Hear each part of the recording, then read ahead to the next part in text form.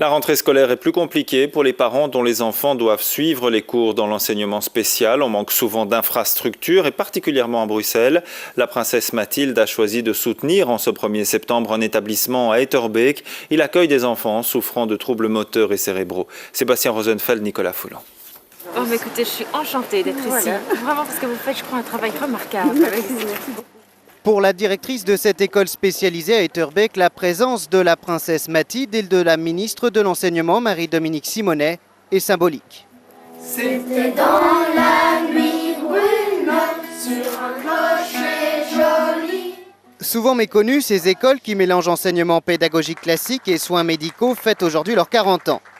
Dans cet établissement, les enfants âgés de 6 à 7 ans ne semblent pas étonnés par les caméras. Ils évoquent tout naturellement leur quotidien. J'aime bien jouer à l'extérieur quand il pleut pas parfois. Et ça, c'est super gai. La récré, le récré, oui. C'est le truc que j'aime bien.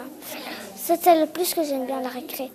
Mais le travail effectué ici avec les équipes pluridisciplinaires est beaucoup plus complexe qu'il n'y paraît.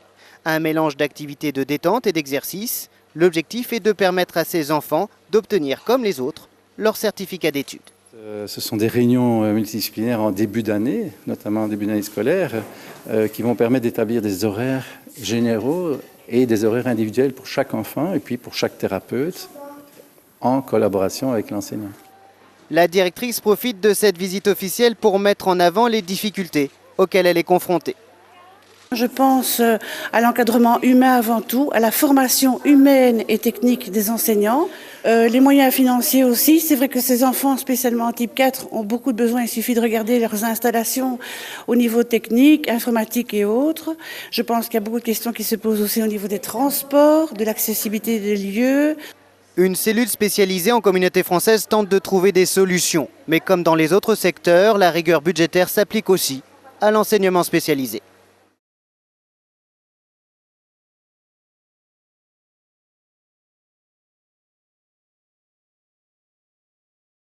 Les écoles d'enseignement spécial ouvraient également leurs portes, des établissements qui manquent souvent d'infrastructures.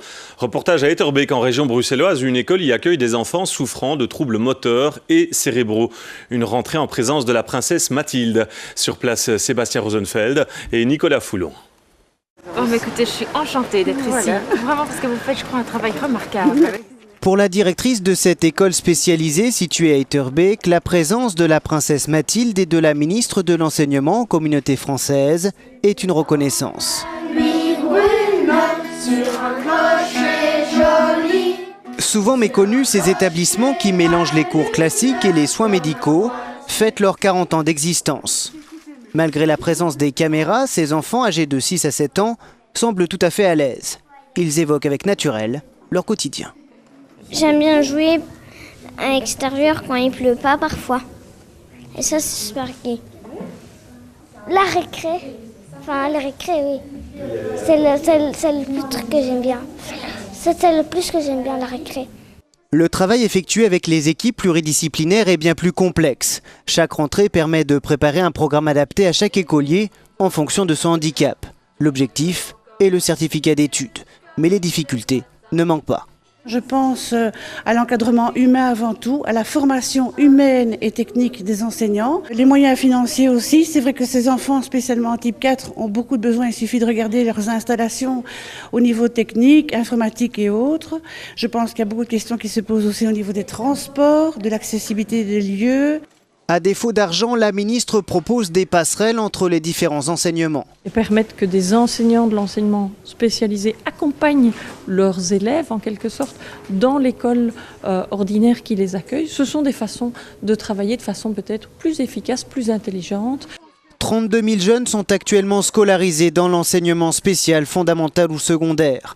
Un parcours scolaire difficile qui mérite largement une visite princière.